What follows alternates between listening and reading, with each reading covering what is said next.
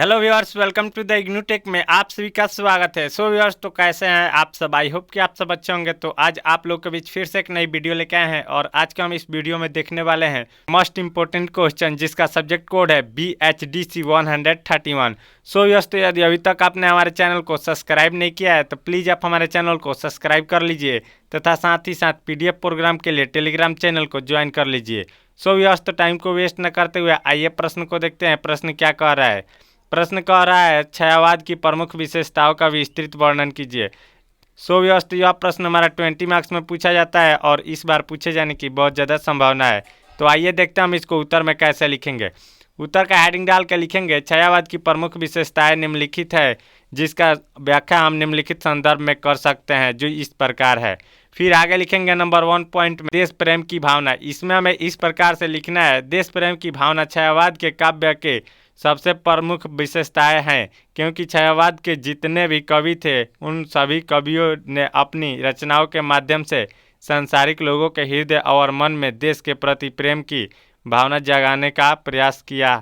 फिर आगे लिखेंगे नंबर 2 में प्रकृति के रूप का चित्रण। इसमें हमें इस प्रकार से लिखना है, प्रकृति के रूप का चित्रण भी छायावाद के काव्य की सबसे प्रमुख विशेषताओं में से एक, क्योंकि इस काल के कवियों ने अपनी रचनाओं में प्रकृति के रूप सौंदर्य का बहुत ही सुंदर तरीके से उन्होंने रचनाओं में स्थान दिया। उन्होंने प्राकृतिक उत्पादनों का इतना सुंदर तरीके से वर्णन किया मानो सजीव जैसा प्रतीत हो रहा है।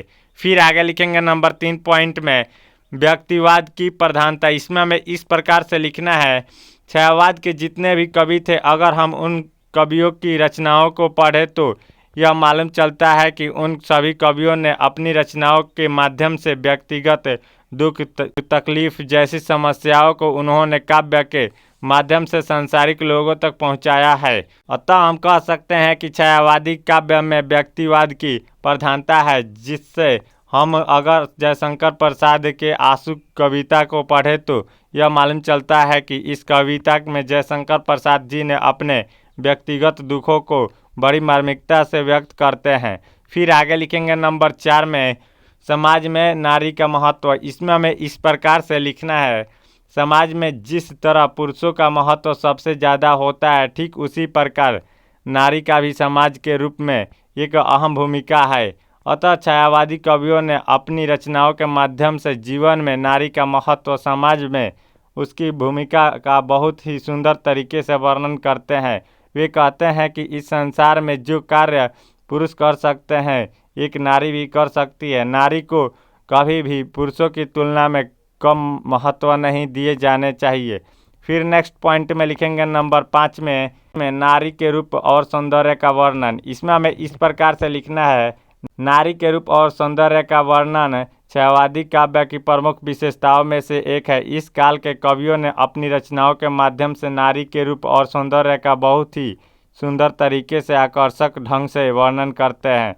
फिर नेक्स्ट पॉइंट में लिखेंगे नंबर 6 में काव्य में श्रृंगार रस का प्रयोग। इसमें हमें इस प्रकार से लिखना है, काव्य में श्रृंगार रस का प्रयोग है छायावादी काव्य के प्रमुख विशेषताओं में से एक, क्योंकि इस काल के कवियों ने अपने रचनाओं में श्रृंगार रस का प्रयोग करते थे। फिर नेक्स्ट पॉइंट में लिखेंगे नंबर 7 में कल्पनावाद का प्रधानता। इसमें हमें इस प्रकार से लिखना है, कल्पनावाद की प्रधानता छायावादी काव्य की प्रमुख विशेषताओं में से एक है, क्योंकि इस काल के कवि कल्पनावाद की अपेक्षा कल्पना का ज़्यादा महत्व देते हैं।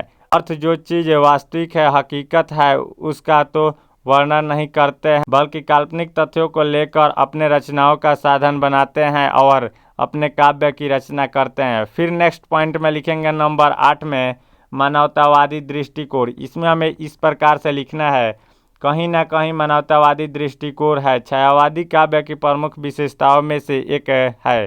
छायावादी काव्य में कई रूप में मानवतावाद सामने उभर कर आया है, जैसे नारियों के प्रति कवियों के मन में उच्च भावना।